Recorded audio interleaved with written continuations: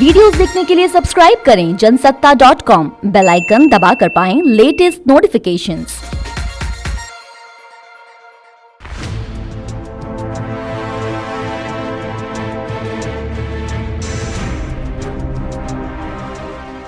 नमस्कार, मैं उपेंद्र कुमार। जनसत्ता में आपका स्वागत है।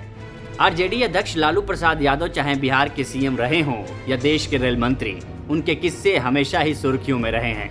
फिर चाहे उनकी किताब गोपालगंज से रायसीना में छपी भूत वाली दास्तान हो या वो किस्सा जब वो आधी रात ईंट के भट्टे पर जा पहुंचे थे। अब वहां क्या करने गए थे और पहुंचकर क्या देखा, आइए जानते हैं। मगर उससे पहले अगर आपने अभी तक हमारा चैनल सब्सक्राइब नहीं किया है तो फौरन कीजिए और बेल आइकन दबाना मत भूलिएगा ताकि आपको नोटिफिकेशन टाइम से मिलते रहें।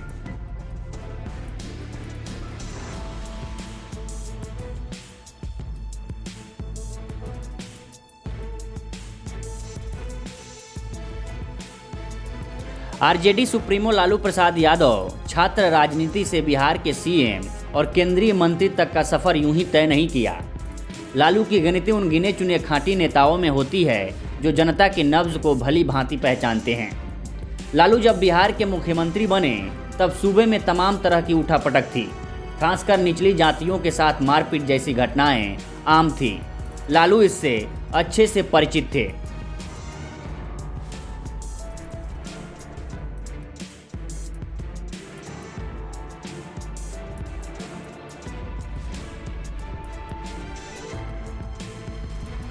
अपनी आत्मकथा गोपालगंज से रायसीना में लालू यादव एक किस्से का जिक्र करते हुए लिखते हैं कि एक रात मैं पुलिस अफसरों के साथ पटना के पश्चिमी छोर पर स्थित बेहटा मनेर रोड के एक ईंट भट्टे पर पहुंच गया।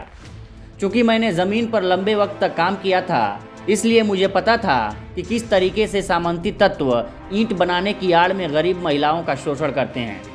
मैंने भट्टे से थोड़ी दूर पर ही सड़क के किनारे गाड़ियाँ पार्क करा दी और भट्टे की तरफ पैदल चल पड़ा। मेरे साथ करीब 10 बंदूकधारी पुलिस के जवान थे।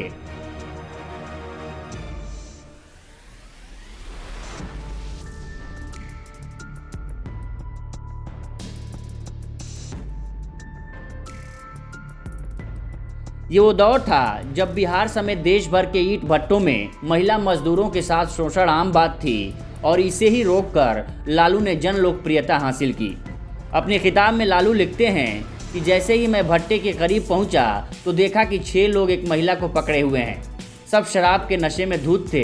मैंने टॉर्च जलाई तो देखा कि महिला के गले में फूलों की माला पड़ी है और पुरुष उसे ज़बरदस्ती झोपड़ी की तरफ ले जाने की कोशिश कर रहे हैं। अचानक मुझे देखकर वे सकते में आ गए और घबरा गए। उस वक्त मैंने गोल टोपी पहनी थी और मेरे हाथ में लाठी थी।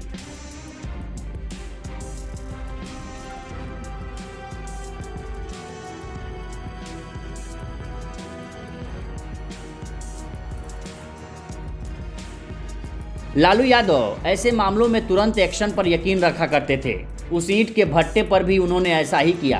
अपनी किताब में लालू लिखते हैं कि मैंने तुरंत पुलिस के जवानों से कहा कि उन 6 लोगों को पकड़कर पुलिस की जीप में बैठाएं। इसके बाद मैं उस महिला के पास गया जो बेहद डरी थी। उसे जीप में बैठाया और अपने सरकारी आवास पर ले आया। वो महिला एक जनजाति से ताल्लुक़ रखती थी और भट्टे पर काम कर किसी तरह अपना गुजर बसर करती थी। मैंने तुरंत पटना के डीएम को बुलवाया और उन्हें आदेश दिया कि उस महिला को कलेक्टर कार्यालय में नौकरी पर रख लें।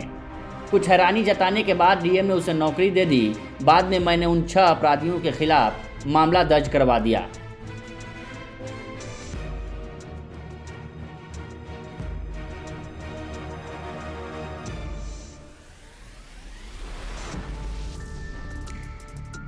जैसे हर क्रिया की प्रतिक्रिया होती है, वैसे ही ईंट भट्टा मालिकों पर एक्शन का भी रिएक्शन हुआ। उस घटना को याद करते हुए अपनी किताब में लालू यादव लिखते हैं कि इस घटना के बाद बिहार के ईंट भट्टा मालिकों ने मेरे खिलाफ मोर्चा खोल दिया। उनका कहना था कि मुख्यमंत्री को अपराधियों को पकड़ने के लिए सड़क पर नहीं घूमना चाहिए और खाप पंचायत के मुखिया की तरह व्यवहार नहीं करना चाहिए। हर दिन इसी तरह के बेतुके तर्क सुनने को मिलते, लेकिन इससे मेरा हौसला और बढ़ा। हर रात मैं मध्य बिहार के देहात के इलाकों की तरफ निकल जाता था। लालू यादव से जुड़ी इस घटना की यादें आपको कैसी लगीं, हमें कमेंट सेक्शन में बताइए और ऐसे ही दिलचस्प सियासी किस्सों के लिए बने रहिए जनसत्ता के साथ।